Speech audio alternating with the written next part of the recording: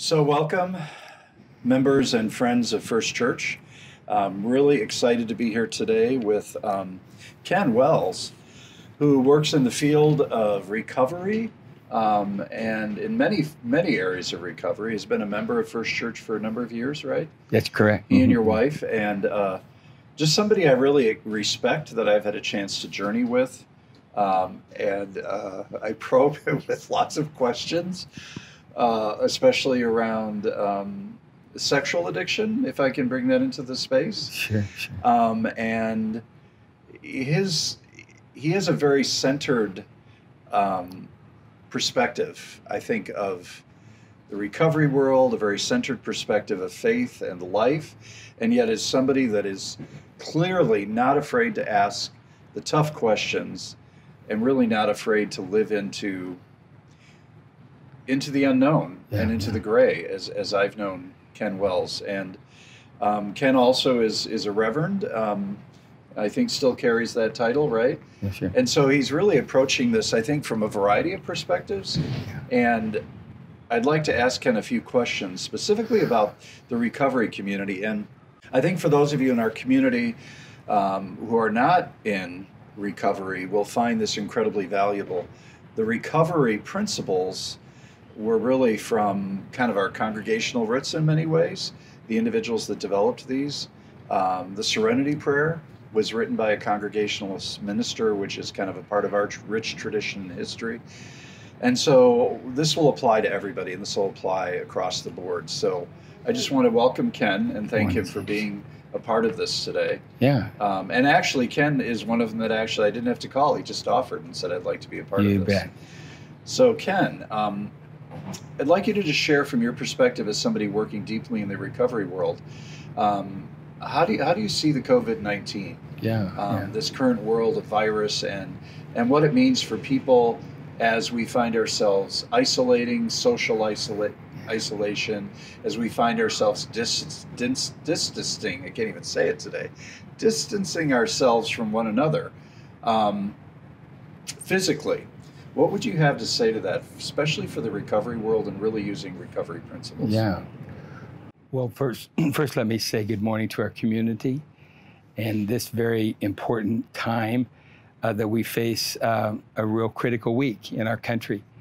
And, you know, it's an interesting thing to me because we kind of live in a bifurcated world. We have this one side that we see on the net news today where there's a whole bunch of people running around on the beach as if nothing is wrong. Then we have this other side who's taking it seriously, thank God, and who is isolating in a social way to take care of themselves. Both offer and are fraught with potential danger. Obviously, the one on the beach is clear as a bell. We don't need to speak much to that in terms of what the danger is. But I also think about those of us who are trying to do social distancing, trying to stay at home. The dangers of COVID-19, they're just clear as a bell for all of us who've read the symptoms. Most of us read them many, many times. But being home alone as an addict offers its own danger.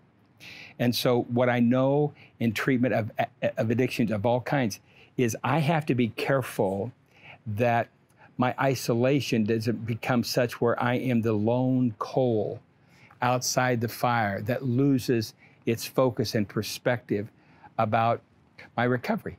That's really important, that I really am careful about those dynamics. So the danger for being alone is in this isolation, unstructured, unaccounted for time, builds a scenario for addictive act. And you add then to this whole mix the fear and trepidation that all of us carry. It's interesting. Somebody said, when it comes to a crisis, whatever you do that's preventable before the crisis is considered alarmist. And then whatever you do after the crisis is labeled too late. And we sit at home wondering and we kind of anguish about what's going to happen? Where am I going to go? And I have fear and I have anxiety. I have uncertainty that just ramps up. And, it's almost like as if what I do is I continue to listen to the news. The news can drive us away from our centeredness so quickly. So how many times do I have to read the symptoms? 25 times? I bet many of us have read it 25 times. Yeah. We know it. We read the news about those who have died. Locally, we have 2. Nationally, that number is going to approach over 500 soon. And then we think of the world.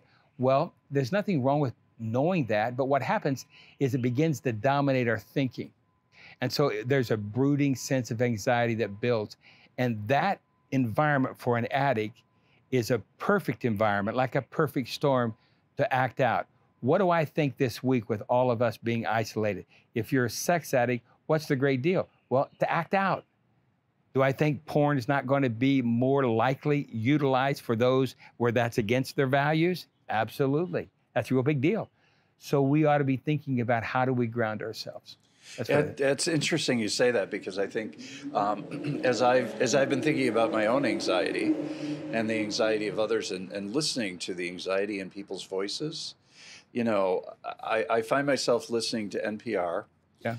I go on various sources, right? Because we're trying to find information, and yet as we do that, the anxiety builds. Yeah. Right? The anxiety builds, and especially, and then sometimes the fallback would be to our addictions or to old patterns, right? That's right. And that's what I see even for myself as part of the danger is falling back into patterns of fear and anxiety, Yeah.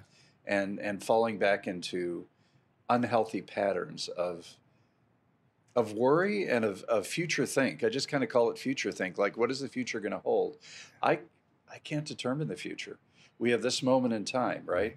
And if we isolate ourselves and we social distance, we're taking care of ourselves, but we don't know what tomorrow brings. That's right. And that is the challenge. See, I think as addicts, we have a leg up to our community, and we can provide leadership, not in doing something public, but living the life that we know to live, one day at a time.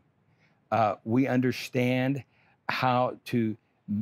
We've been challenged how to detach from feelings that dominate, and so that's our challenge is to rise up, because this is a scary time for all of us.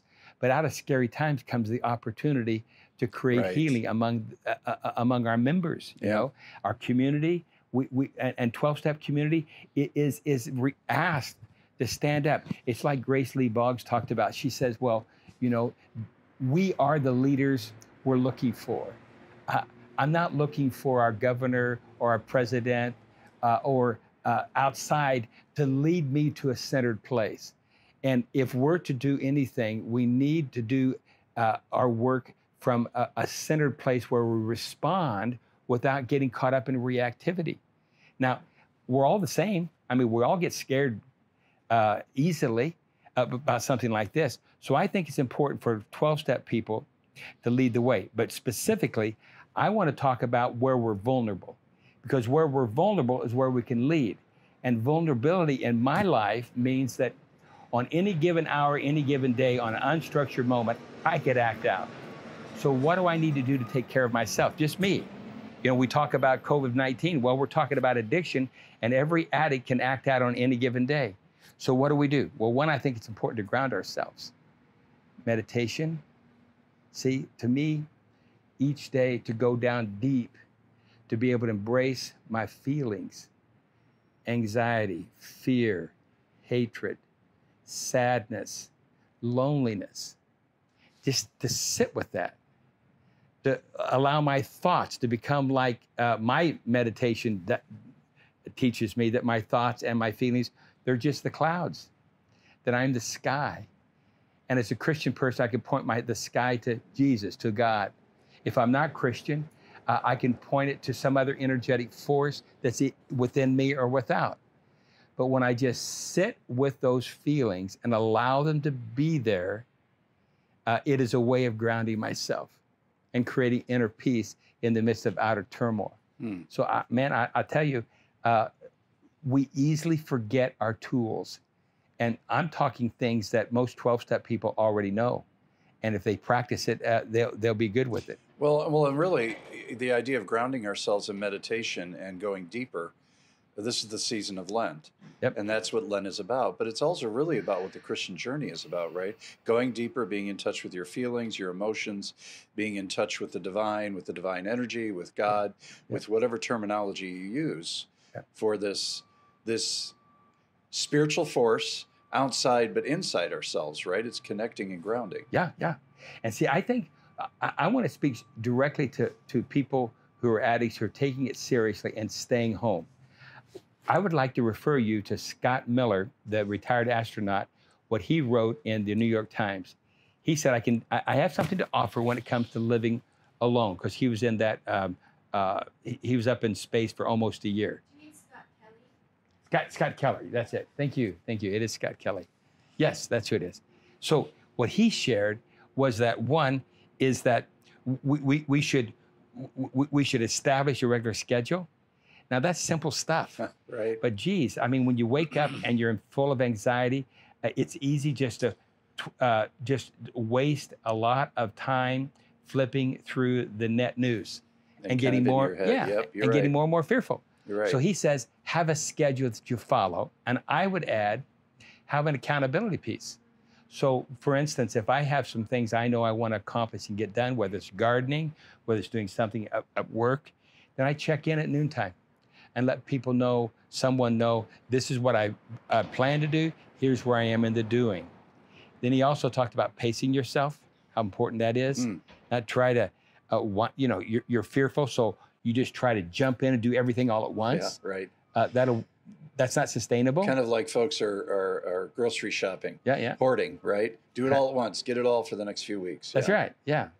And he talks about, as you can, get outdoors and practice safe social distancing, even if it's in the backyard. If you have a backyard, if you don't have a yard, then find some way to feel the earth and the atmosphere. Right. He talked about journaling. Well, as an addict, we know how valuable journaling and writing down my thoughts and reflecting on where I'm at can be.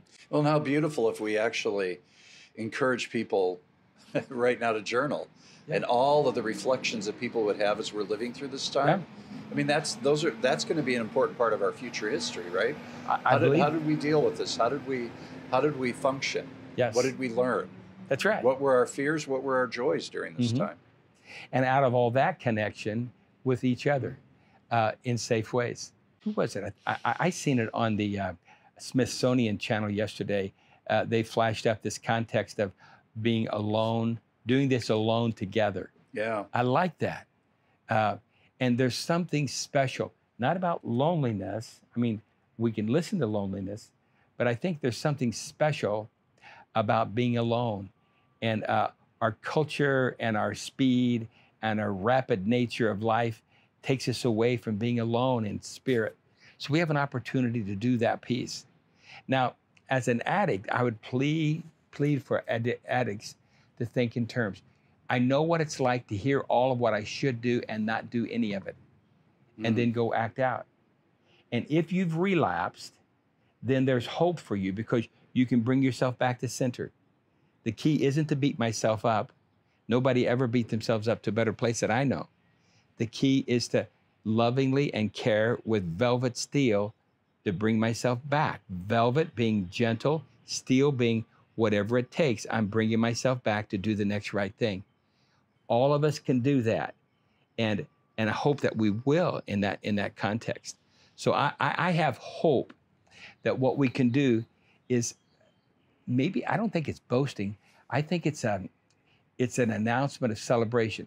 I, in this moment of time, can have unconditional confidence. I really believe unconditional confidence? Confidence in this moment of time. Not for result. You know, I hear the president talking about how we're just going to come back and be greater than ever. Yeah. Only God knows right. the outcome. But what I think is unconditional confidence is I can go down with my feelings of hurt, sadness, fear, anxiety, shame. And I know that if I address those and listen to them, that I'll come back up. Wow. To face whatever result. Now, I can do that with Jesus. I can do that through other forms. This is not confined to Christianity. This is confined to those of us who choose to embrace what's real. I'd like to tell you, I think by the end of this week, it'll all be better. But I don't think that. I may be wrong. But what I do know is this: whatever I face, somehow, some way, with my understanding of higher power, I'll come back up. And I think that's the core of human brilliance.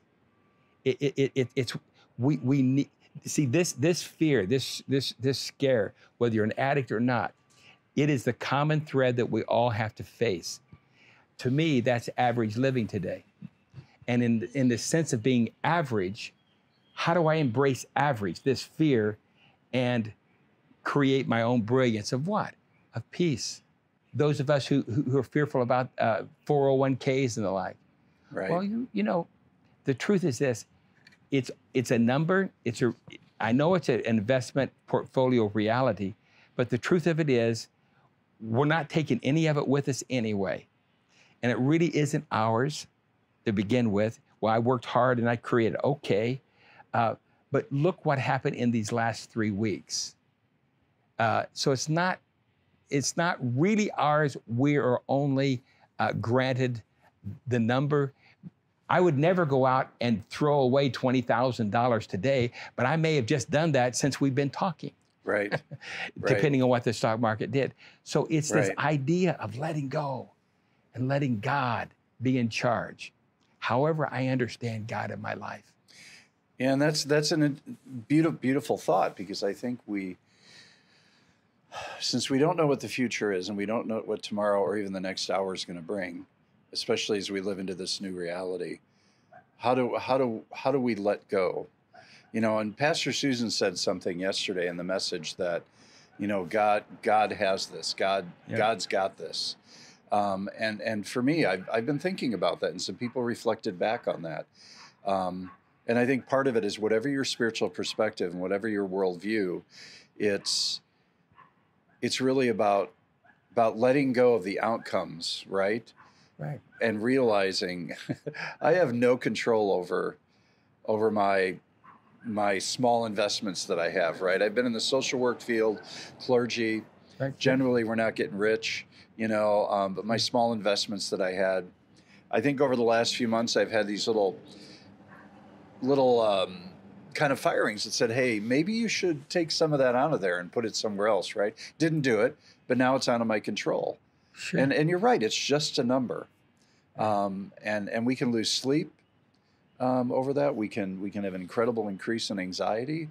That's right. But part of it is letting go and realizing we're in this world, we're in this together, and the world is kind of a temporary place, you know. That's so we true. we do our best. We live the 70, 80, 90 years, whatever it is we've been given on this earth. If it's less or more, we do our very best to live as humanely as possible.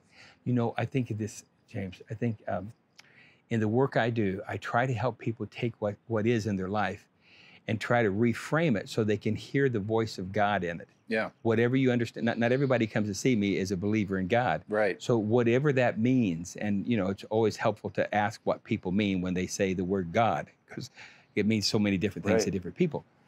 But the point is that when I'm afraid, what is if I slow down and rather than run from it, rather than eat my way away from it, so I medicate these feelings or whatever I might do, if I just embrace it and Face it listen and embrace it.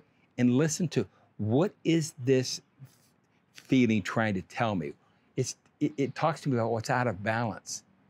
And for sure, in our country, I hope we'll take the time, not only to get caught in panic. I mean, panic's a natural thing that any of us feel Right. when we know.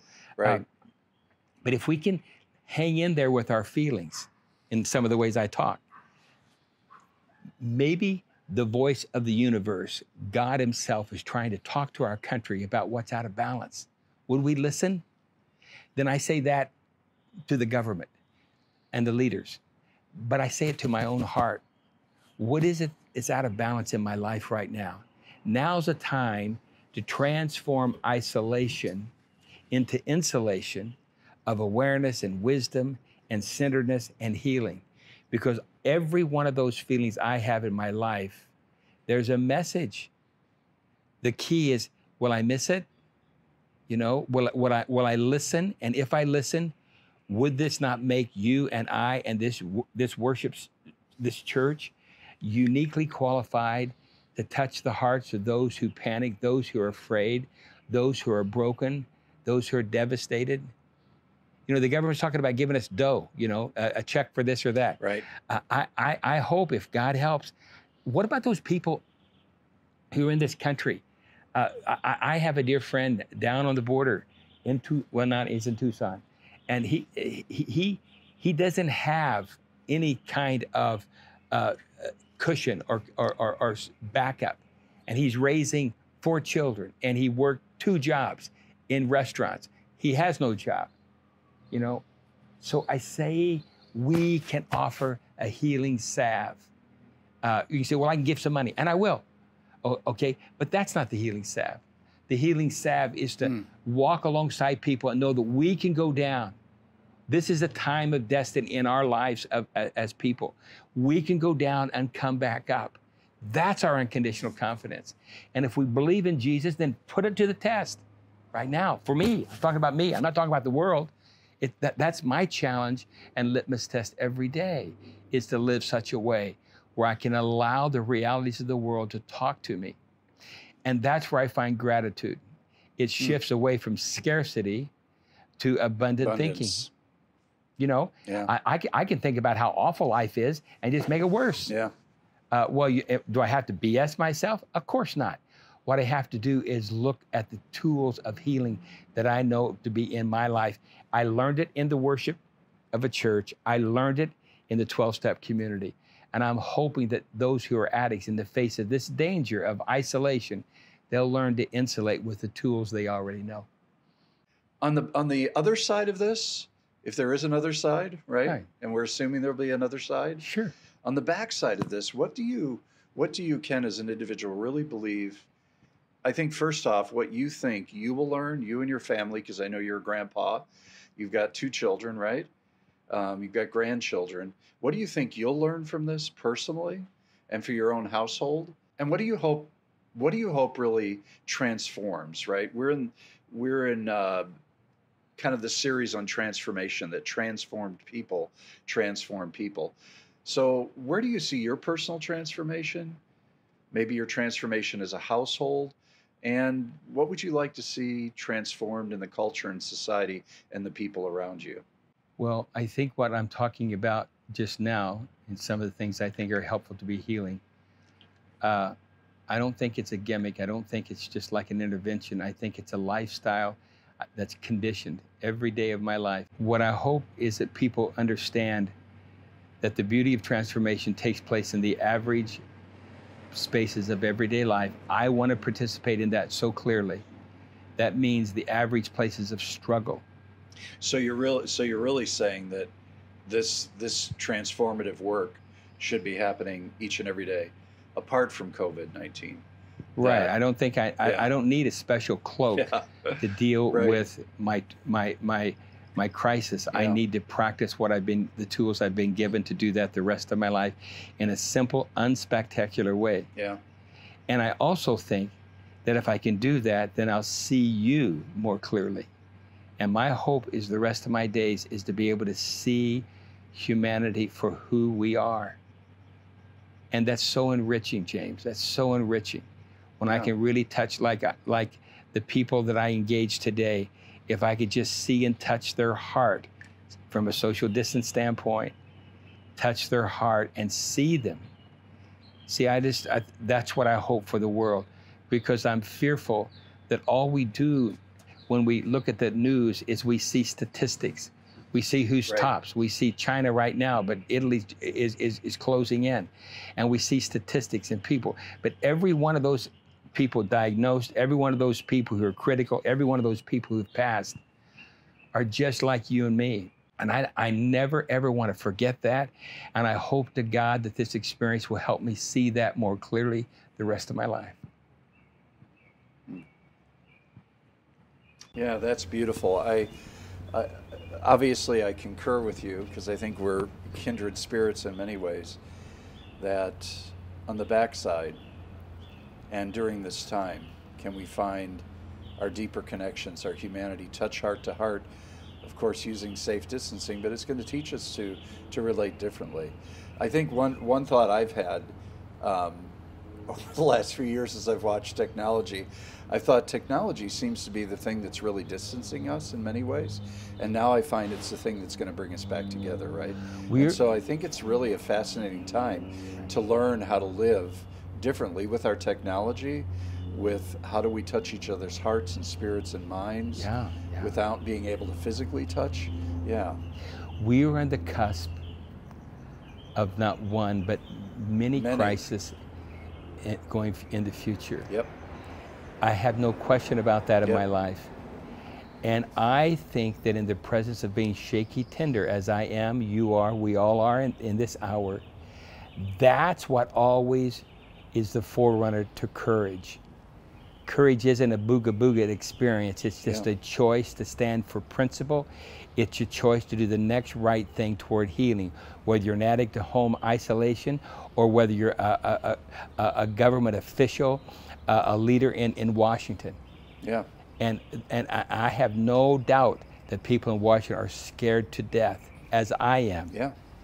But it will take that kind of scary, shaky tender to embrace my courage, to create healing in the little world I live. And I plan to do that. Yeah, that's a beautiful point. I think we're on the cusp of, as you said, multiple crises. Yeah. But we're also on the cusp of some amazing transformation. That's true. If we live into it, right? And so I thank you so much for challenging us to do that. You just wrote a book too. I did, yes. Which is titled Average. It's called Dare to be Average. Dare to be Average. Finding Your Brilliance in Commonplace. Finding Your Brilliance in Commonplace. Yeah. So you might want to order that, or not, but that's up to you. So we're grateful for Ken's wisdom and sharing from his perspective as somebody who works really deeply with people, one-on-one and with groups too. That's right. So this is so much from much of your work with humans and humanity. That's right. And the divinity within all of us. So thank you, Ken. Hey, thanks, James. And thank you, folks, for tuning in. Thank you, Grace, again for being our maestro of the camera and for editing this work for us. Look forward to more individuals sharing from their own perspectives and from their life experience. So peace on your day. Make sure to be safe. And make sure, I think, like Ken shared, is to connect to that inner self, that inner core, that divine spark, and let that spark grow. Peace. Thank you.